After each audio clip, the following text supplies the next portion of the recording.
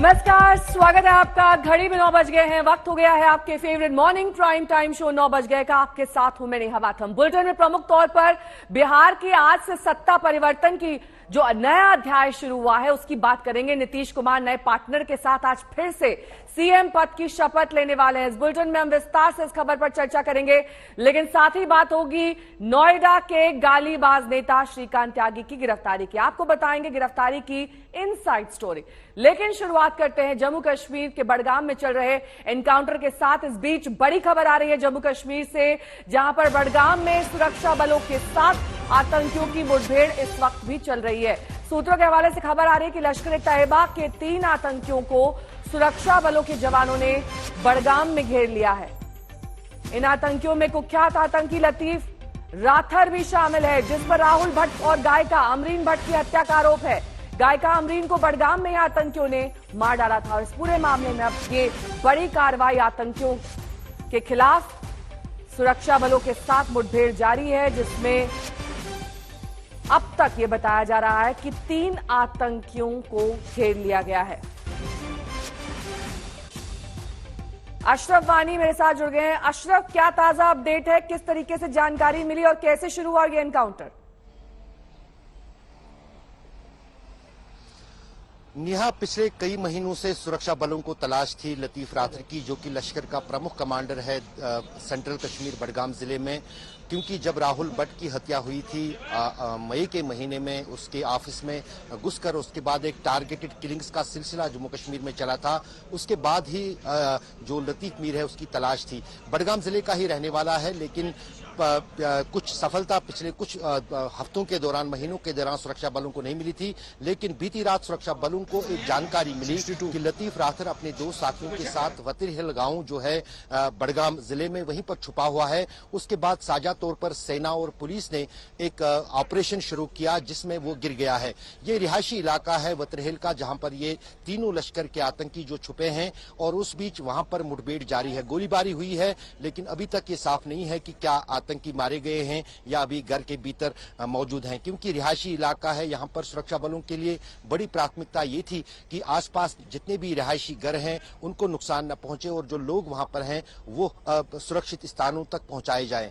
जितने भी रास्ते इस गांव के ओर जाते हैं या वहां से आते हैं उनको सील कर दिया गया है और मुठभेड़ अभी भी जारी है। ठीक है, बहुत बहुत शुक्रिया अशरफ इस तमाम जानकारी के लिए आपका। और अब बात बिहार की, जहां आज नीतीश कुमार 8वीं बार सीएम पद की शपथ लेने वाले हैं।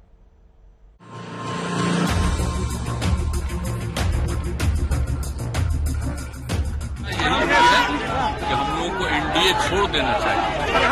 जैसे ही एनडीए छोड़ने का निर्णय सबने किया तो हमने उसी को स्वीकार कर लिया। नीतीश कुमार जी हमें छोड़कर चले गए और कहा कि भाजपा उनकी पार्टी को तोड़ने का काम कर रही थी। सब लोग चाहते थे कि जो किसी भी तरीके से भाजपा का जो एजेंडा है उसको बिहार में नहीं चलने देना है।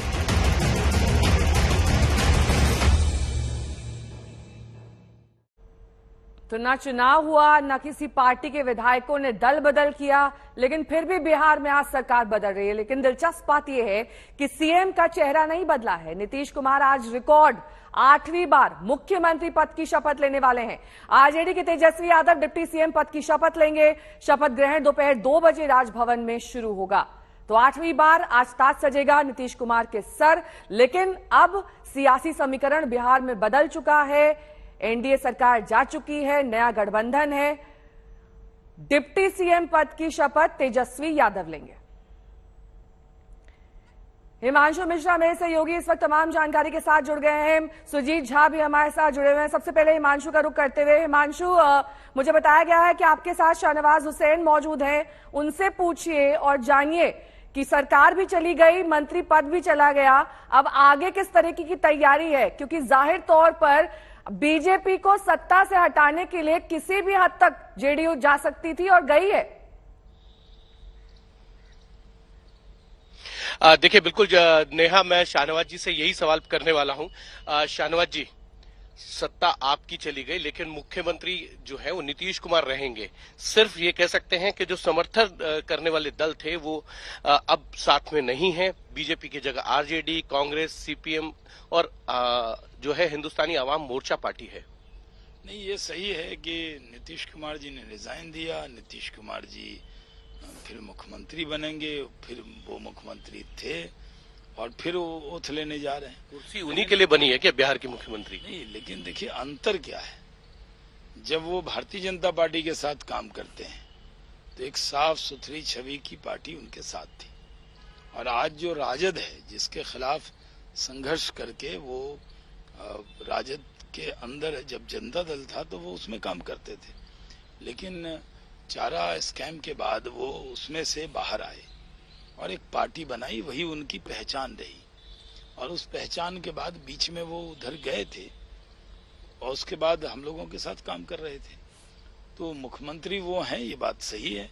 अभी मुख्यमंत्री का शपथ ले लेंगे, वो भी सही है, लेकिन उनके जो साथी होते हैं, साथी कैसे हैं, तो ये तो एक सवाल पूरे देश के सामने है। और साख पे भी सवाल है कि साथी के साथ? हाँ, साथी के साख पे सवाल है। सवाल ये है कि जो उन्होंने शब्द बोले जब पिछली बार छोड़ा था, तो उन्होंने तेजस्वी यादव जी से कहा था कि आप एक्सप्लेन कर दीजिए कि आपने जो ये स्कैम की खबरें आ रही हैं एक्सप्लेन कर दीजिए। और अभी तो बहुत सी चीजें हैं जो अब तेजस्वी यादव क्या एक्सप्लेन करेंगे। उन्होंने इस बार लेने उनके घर तक गए थे तेजस्वी यादव को। हाँ, तो अब ये भी एक्सप्लेन वो कर दें कि आखिर क्या वजह। हम लोगों ने तो बहुत ईमानदारी से उनके साथ काम किया, कहीं पर भी सम्मान देने में कोई कमी नहीं छोड़ी, लेकिन सवाल आपके सहयोगी के साख का सवाल है। नीतीश जी की साख पर नहीं, उनकी साख पे तो वो मुख्यमंत्री थे, हमारे साथी थे, हमारी साथी मुख्यमंत्री के तौर पे काम कर रहे थे। और कहीं कुछ ऐसा तो था नहीं। आप तो जान रहे हैं, एक दिन 2 दिन कबल ही बुनकर का सम्मेलन था, तो मैं तो करीब हमारा ही वो कार्यक्रम आखिरी अंतिम कार्यक्रम उन्होंने आप ही के साथ अटेंड किया। हाँ, तो रोहित सिंह मेरे सहयोगी इस वक्त जुड़ रहे हैं। रोहित के साथ रविशंकर प्रसाद जी मौजूद हैं। रोहित, बात कीजिए उनसे। जी बिल्कुल नेहा, देखिए जो सत्ता परिवर्तन हुआ है उसके बाद बीजेपी जो है कहीं ना कहीं सदमे में जरूर है। रविशंकर जी, देखिए पहले बीजेपी सदमे में नहीं रहती है, जान लीजिए आप। पीड़ा जरूर है कि नीतीश बाबू आपने बिहार के साथ क्या किया। उसी बदहाली, अपराध, किडनैपिंग, वसूली के रास्ते बिहार के और बिहारियों को ठेल दिया। आप तो स्वयं उसके भुगतभोगी हैं। जो सवाल मैंने कल उठाया था, आज सुबह आपके चैनल पर कस के उठाना चाहता हूं। नीतीश जी 17 का अपना बयान दिखाइए, और आज तक से कहूंगा उनका बयान निकाल के दिखाइए देश को। भ्रष्टाचार का जवाब मिलना चाहिए। तेजस्वी जी और उनके पिता लालू जी से रेलवे घोटाला, भर्ती घोटाला, होटल के सेल घोटाला में सवाल पूछे जा रहे हैं। तो अभी क्या हो गया 2.5 साल बाद? अब तो वो सवाल क्या इरेलेवेंट हो गए? तो यही सवाल तो मैं पूछता हूं कि आपने 17 में अपने deputy chief minister Tejashwi ji को कहा जवाब दो, जवाब नहीं दिया, आपने नमस्ते कर दिया। अब आप उनके साथ चले गए। और आज आपके चैनल पर मैं बहुत विनम्रता से कहना चाहता हूं, नीतीश बाबू इस बात को आप न भूलें कि आप बड़े नेता बने हैं भाजपा के कंधों पर। अटल जी की सरकार में रेल मंत्री, कृषि मंत्री। भाजपा ने 2005 में आपके अपनी पार्टी के विरोध के बावजूद अपना समर्थन देके आपको नेता बना के मुख्यमंत्री बनाया। मोदी जी ने आपको कम सीट के बावजूद 20 में घोषणा करके फिर मुख्यमंत्री बनाया। तो इसका क्या जवाब दिया जाए? प्रदेश की जनता जवाब देगी, और अच्छा जवाब देगी। लेकिन रविशंकर जी, आपको याद होगा 2020 में जब चुनाव हो रहे थे तो इसी जंगल राज के मुद्दे को भी नीतीश कुमार ने काफी उठाया था, दूसरे चरण के प्रचार में, तीसरे चरण के प्रचार में। तो अब क्या लगता है, हालात सुधर गए हैं क्या? ये सवाल आप मुझसे मत पूछिए, ये सवाल आप नीतीश कुमार से पूछिए, ये आप तेजस्वी यादव से पूछिए। लालू जी उनके बारे में क्या शब्द का प्रयोग करते हैं वो शब्द मैं नहीं कर सकता हूं।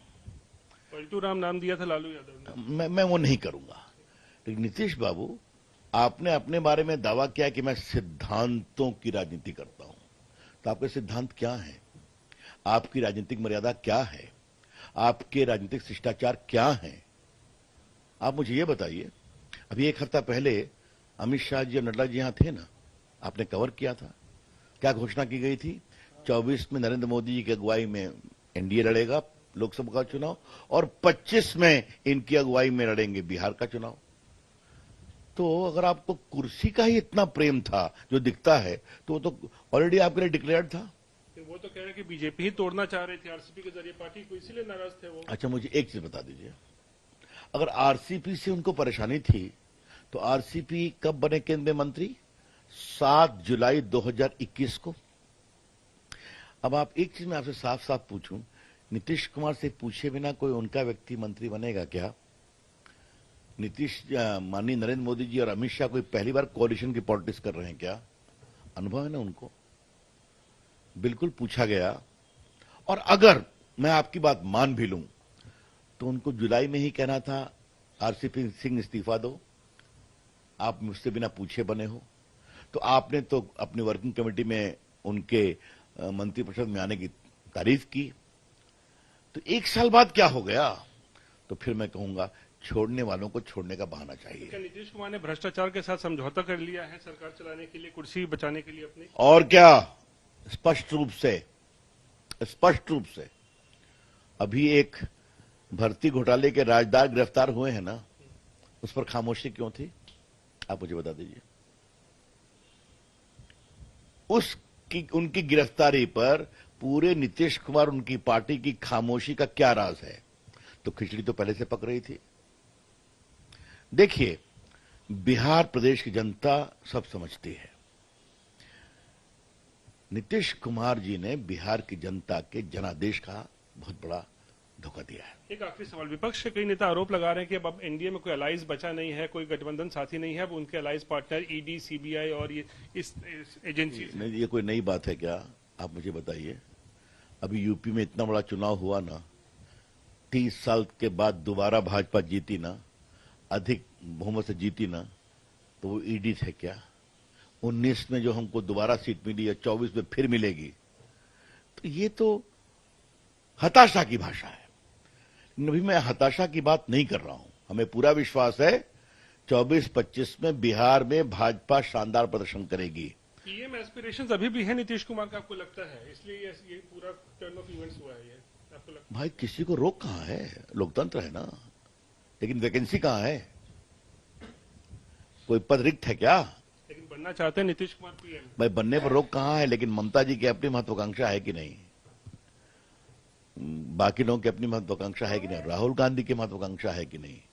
अब तो प्रियंका जी भी आ गए लिस्ट में। रोहित, एक सवाल इनसे ये कीजिए कि जिस तरीके से इतनी राह कठिन बता रहे हैं नीतीश कुमार के लिए, क्या मध्यावधि चुनाव की भी आहट सुन पा रहे हैं रविशंकर प्रसाद?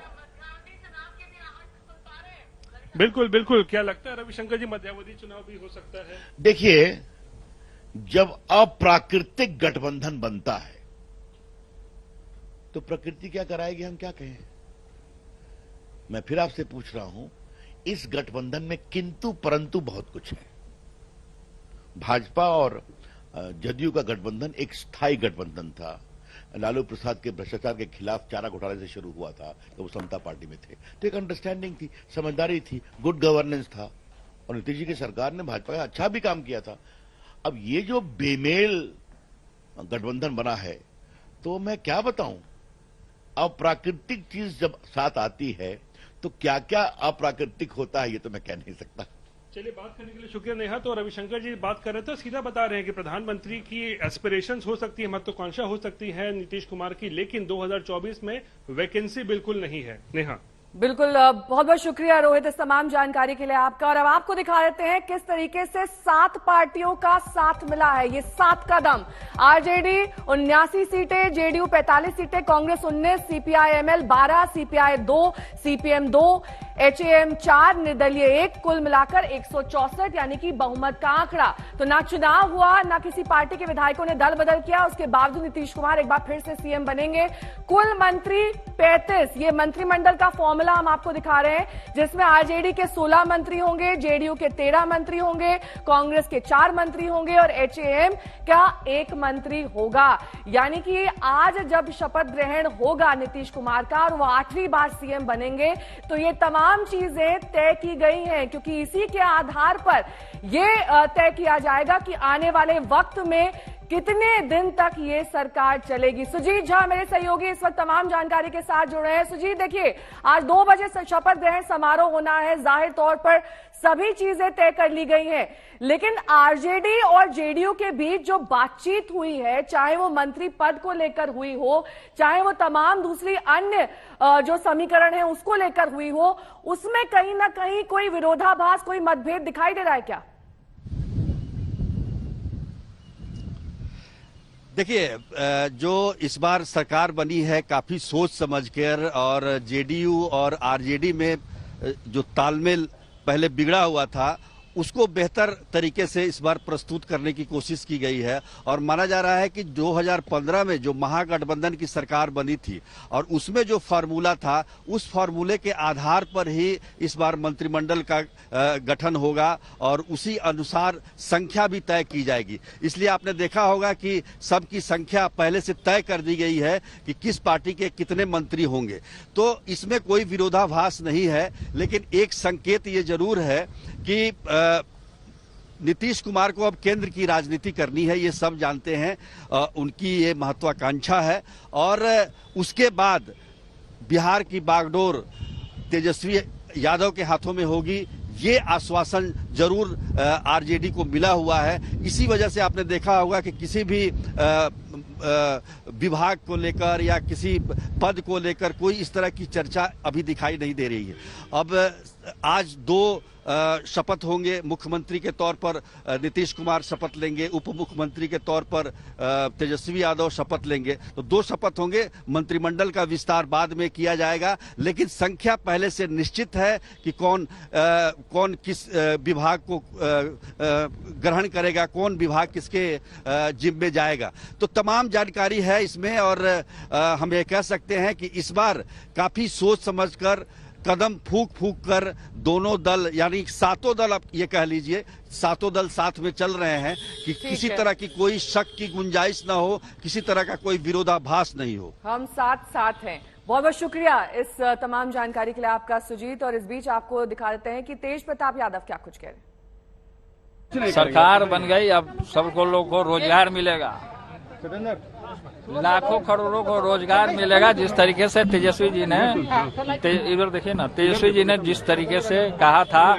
कि 10 लाख रोजगार देने का काम होगा, अब वो समय आ गया है कि बिहार में जिस तरीके से खेला हुआ है और उस खेला का रिजल्ट ने दिखाने का काम किया है। ईडी या सीबीआई से हम लोग डरने वाले हैं क्या? अगर हम लोग गलत काम नहीं किए हैं तो क्यों डरेंगे? हम नहीं डरते हैं। ईडी या सीबीआई से क्या डरना है? ये तो भाजपा सरकार ईडी या सीबीआई निर्दोष लोगों के ऊपर जो करने का काम किया है, इससे जो युवक नौजवान है, ये देखने का काम किया है कि किस तरीके से ईडी या सीबीआई को लगाने का काम किया है। उन्होंने तो सिखाने का काम किया कि जब महागठबंधन की जब सरकार पूरे तरीके से, जब नरेंद्र मोदी की दिल्ली से सफाया होगा, तो वो भी। तो नीतीश कुमार अक्सर साथी बदलते रहते हैं, लेकिन जब भी वो ऐसा करते हैं उनके साथी चौंक जाते हैं। एक बार फिर से ऐसा हो रहा है। याद किया जा रहा है नीतीश और लालू के पुराने बयानों को, किस तरह दोनों एक दूसरे पर हमलावर थे।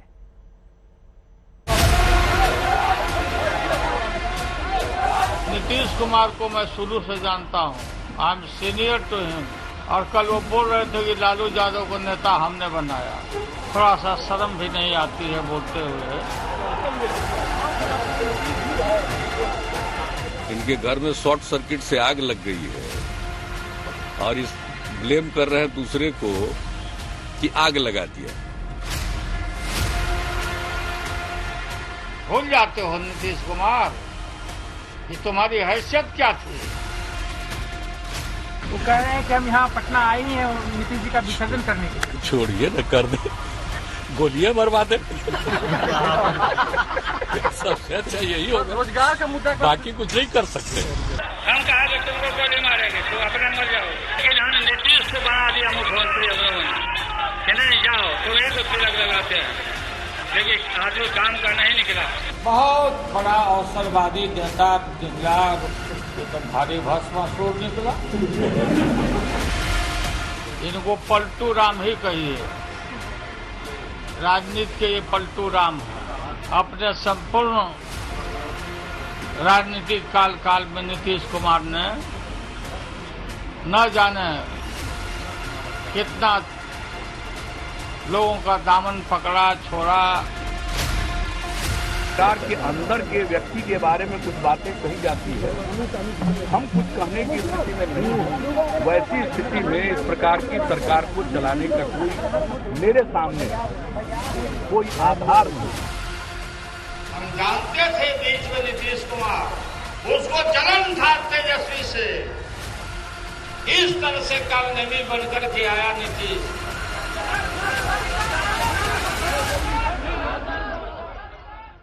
नीतीश के पाला बदलने से जुबानी जंग शुरू हो गई है। देखिए क्या कह रहे हैं तेजस्वी और सुशील कुमार मोदी। आप देख लीजिए, बिहार को विशेष राज्य का दर्जा नहीं मिला। माननीय मुख्यमंत्री जी ने अपना काम किया।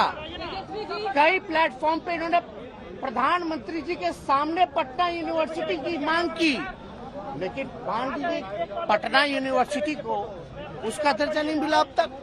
विशेष पैकेज का क्या हुआ?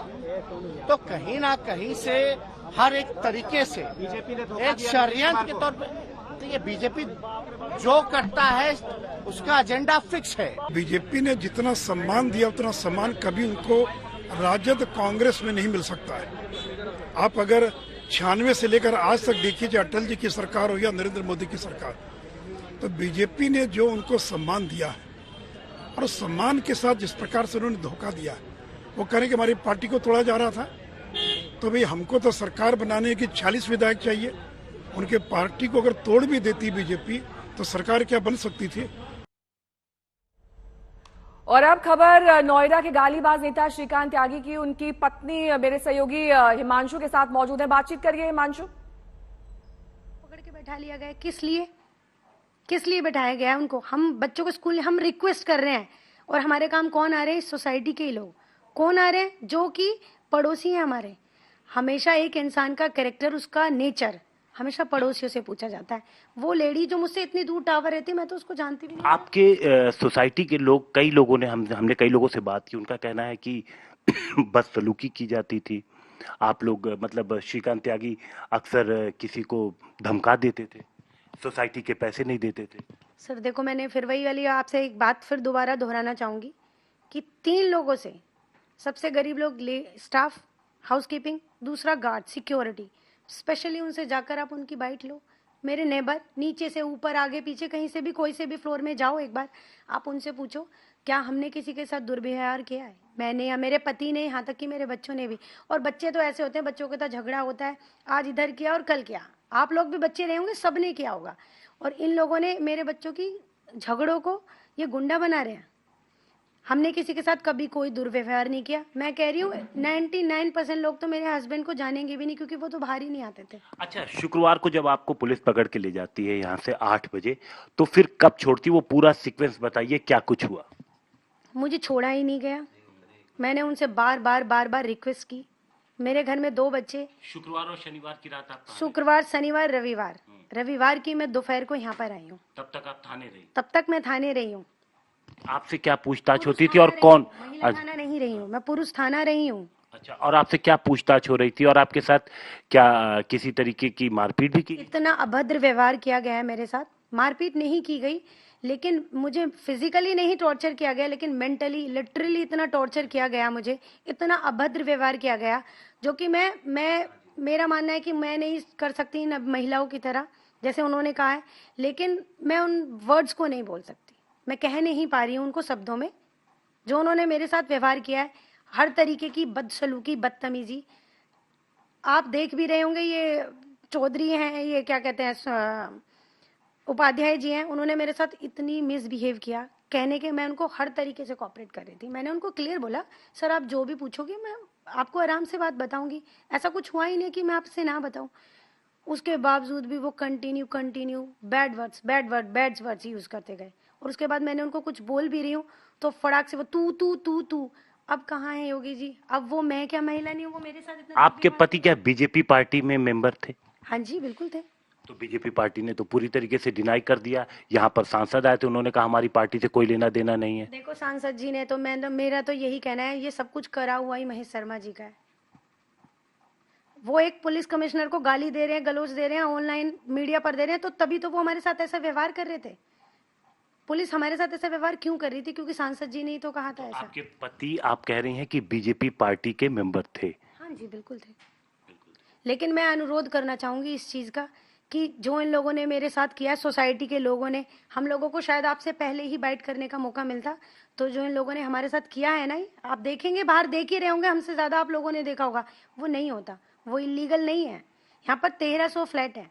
1300 में आप ये भी लगा के चलो, अगर एक फ्लैट में 2 लोग भी रहते होंगे, उनमें से लगाओ कितने लोग, कुछ जाने पहचाने चेहरे, 4-5 चेहरे ही आपके सामने आकर बोल रहे हैं ना, बाकी के लोग आपसे कुछ बोल ही नहीं रहे हैं। अच्छा, ये बताएं कि फिर बीजेपी के कौन कौन से नेता आपके कोई घर भी आते थे? देखो, मैं अभी ये इस टाइम में मेंटली इतनी परेशान हूँ, मैं इस बात के बारे में कोई बात नहीं करना चाहूंगी। यहाँ बात है मेरी परेशानी की, जो इस टाइम मुझे परेशान किया जा रहा है, मेरे बच्चों को परेशान किया जा रहा है। एक सवाल ये भी है कि उन्हें वो खुद हाजिर हुए हैं या फिर उन्होंने सरेंडर किया है।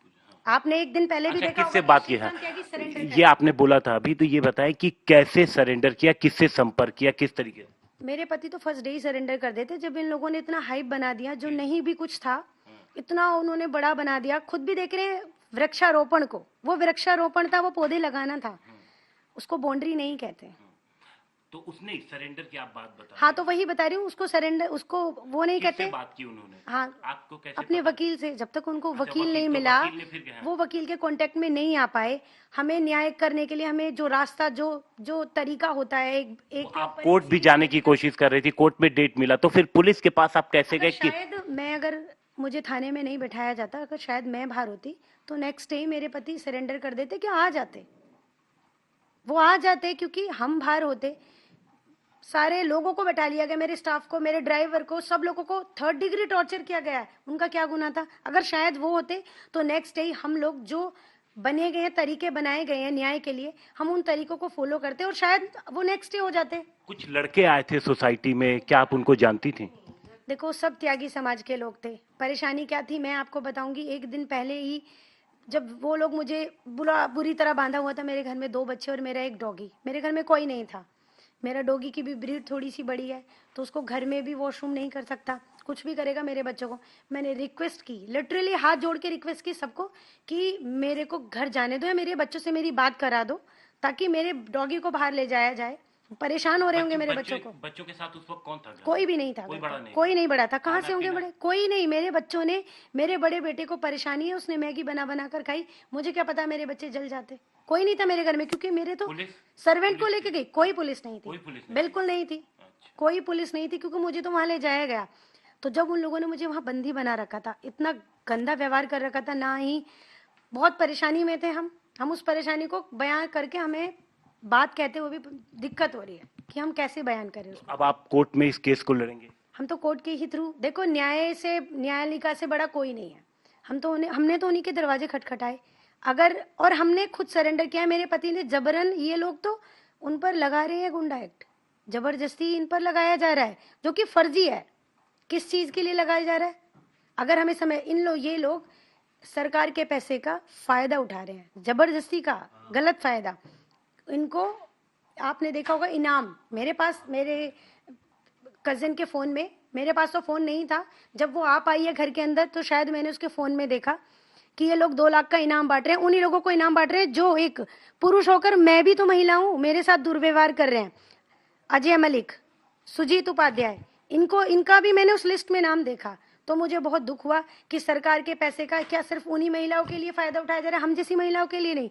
शायद अब तो मुझे ये लगता है कि गांव की महिला नहीं है, क्योंकि हम गांव से बिलोंग करते हैं। शहर की महिलाएं महिला हैं बस।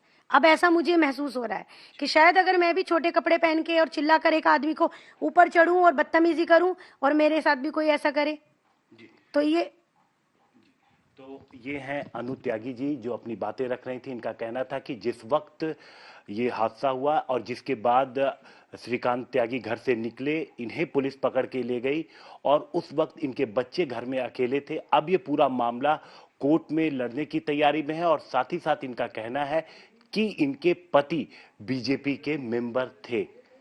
कैमरामैन राजा कुमार के साथ हिमांशु मिश्रा, नोएडा, आज तक। शिंदे गुट के विधायक अब्दुल सत्तार के नाम पर भी विपक्ष सवाल उठा रहा है। अब्दुल सत्तार की 2 बेटियों का नाम महाराष्ट्र की टीटी एग्जाम पास करने वाले उम्मीदवारों की लिस्ट में आया है, जो कैश फॉर मार्क्स घोटाला है।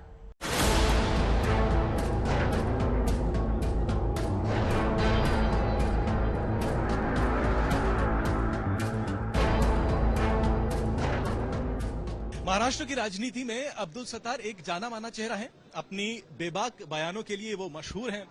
आज यहाँ पर दरबार हॉल में आपने शपथ भी ली है, लेकिन जो बवाल है टीटी स्कैम को लेकर वो तो अब जनता की जुबान पर चढ़ रहा है। कहा जा रहा है कि जब इतना बड़ा स्कैम है, जब साफ तौर पर बाहर नहीं आ जाते, क्लीन चिट नहीं मिल जाती, तब तक क्या ये मॉरली ठीक है? चीट ही नहीं, आपकी चीट है, आपकी जबान की चीट है, उसको क्लीन चिट देख लो और कर लो, कदम है। ये बात सादा है। आप शिवसेना के नेता, सर मेरी बात आप मेरी बात नेता दरबार हॉल में कैबिनेट मंत्री पद की शपथ लेकर आए अब्दुल सत्तार के पांव खुशी के मारे इस समय कहां जमीन पर होंगे। ऐसे में आज तक रिपोर्टर पंकज उपाध्याय के तीखे सवाल उन्हें अखा नहीं थे। आप इन्वेस्टिगेशन के लिए तैयार हैं? मेरे साथ अब्दुल क्योंकि आप एक मेरे साथ 10 बार पूछे जाएंगे। मेरे साथ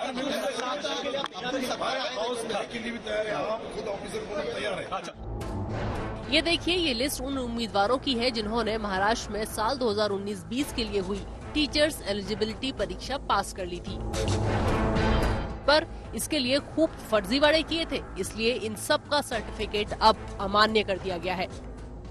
इसमें 102 और 104 नंबर वाली 2 उम्मीदवारों पर खूब बवाल हुआ है। ये दोनों उम्मीदवार हिना कौसर अब्दुल सत्तार शेख और उस्मान नाहिद अब्दुल सत्तार शेख शिंदे गुट के विधायक और मंत्री अब्दुल सत्तार की बेटियां हैं। अब्दुल सत्तार औरंगाबाद के सिल्लोड से विधायक हैं। औरंगाबाद के कई शिक्षा संस्थानों पर उनका नियंत्रण है। इनकी अपनी खुद की एजुकेशनल ट्रस्ट है। सत्तार की बेटियों के नाम उन उम्मीदवारों की लिस्ट में शामिल है जिन्होंने हेराफेरी करके, रिश्वत देकर या फिर दूसरे अवैध तरीकों से टीईटी परीक्षा पास की है।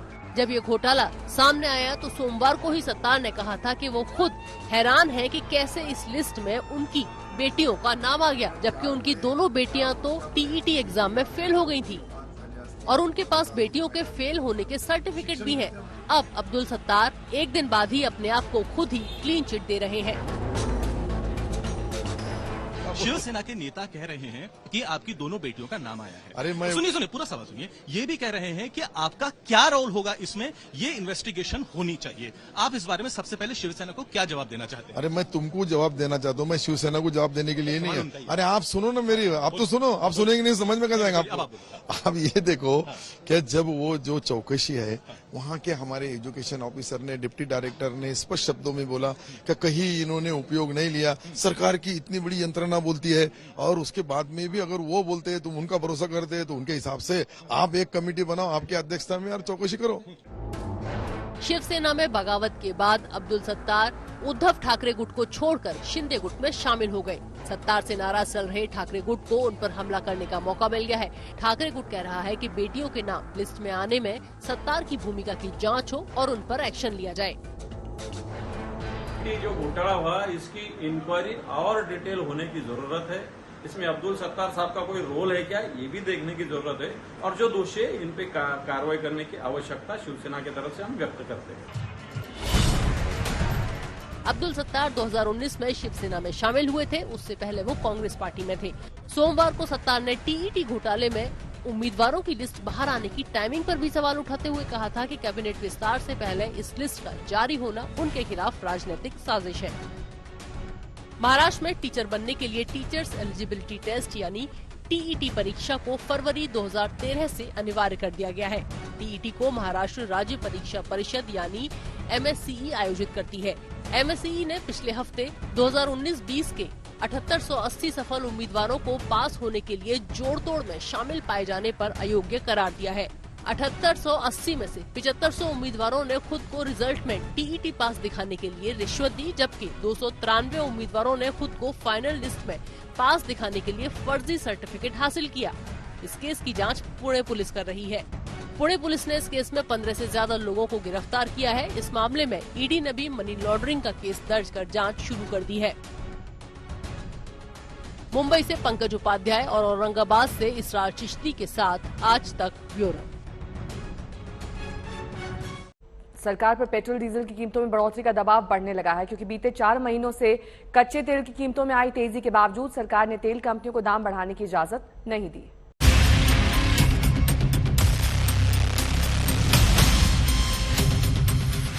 देश में एक बार फिर से पेट्रोल डीजल के दाम में इजाफा हो सकता है। दरअसल बीते करीब 4 महीनों से पेट्रोल डीजल की कीमतों में ऑयल मार्केटिंग कंपनियों ने बढ़ोतरी नहीं की है। मई में तो सरकार की एक्साइज कटौती से पेट्रोल डीजल की कीमतों में कटौती का फायदा भी ग्राहकों को मिला था, लेकिन दाम बढ़ाने की आजादी न मिलने से सरकारी तेल कंपनियों को अप्रैल-जून तिमाही में भारी घाटा हुआ है। आंकड़ों के मुताबिक आईओसी, एचपीसीएल और बीपीसीएल को पेट्रोल और डीजल की कीमतें न बढ़ने से करीब 18,500 करोड़ रुपए का घाटा हुआ है। तीनों कंपनियों का ये संयुक्त घाटा किसी भी तिमाही के लिए अब तक का सबसे बड़ा नुकसान है। ये नुकसान पेट्रोल डीजल के साथ ही घरेलू एलपीजी पर मार्केटिंग मार्जिन में गिरावट के चलते हुआ है। कंपनियां अंतर्राष्ट्रीय मार्केट में कच्चे तेल की कीमतों में उतार चढ़ाव के मुताबिक पेट्रोल डीजल के रेट रोजाना आधार पर तय करती है, लेकिन 6 अप्रैल के बाद से तेल कंपनियों को सरकार ने दाम बढ़ाने की छूट नहीं दी है। इस वजह से 2022-23 की पहली तिमाही में आईओसी को 1993 करोड़ रुपए, एचपीसीएल को 10,196 करोड़ रुपए और बीपीसीएल को 6,290 करोड़ रुपए का घाटा हुआ है। इस घाटे की वजह है कच्चे तेल के दाम के मुकाबले भारत में सस्ती कीमत पर बिका पेट्रोल डीजल। अप्रैल-जून तिमाही के दौरान भारत में कच्चे तेल का आयात औसतन 109 अमेरिकी डॉलर प्रति बैरल था, लेकिन पेट्रोल पंपों पर जिस तरह से तेल बेचा गया वो करीब 85 से 86 डॉलर प्रति बैरल के आसपास रही। ऐसे में तेल कंपनियों ने काफी कम दाम पर पेट्रोल डीजल बेचा, जो उनके लिए बड़े नुकसान का सबब बन गया। पिछले महीने आईसीआईसीआई सिक्योरिटीज ने एक रिपोर्ट में कहा था कि आईओसी, बीपीसीएल और एचपीसीएल ने पेट्रोल और डीजल को 12 से 14 रुपए प्रति लीटर के नुकसान पर बेचा। इससे तिमाही के दौरान रिफाइनिंग सेक्टर का प्रदर्शन बुरी तरह से प्रभावित हुआ है। हालांकि हाल के दिनों में कई देशों, खासकर अमेरिका और यूरोप में मंदी के गहराते साए के बीच कच्चे तेल के दाम की कीमतों में कमी आई है, लेकिन फिलहाल भी ये भारत में बेचे जा रहे पेट्रोल डीजल की कीमत से कहीं ज्यादा है। ऐसे में अगर मौजूदा स्तर पर भी दाम बने रहे तो भी तेल कंपनियों के लिए पिछले घाटे की भरपाई करना मुश्किल है। आज तक ब्यूरो।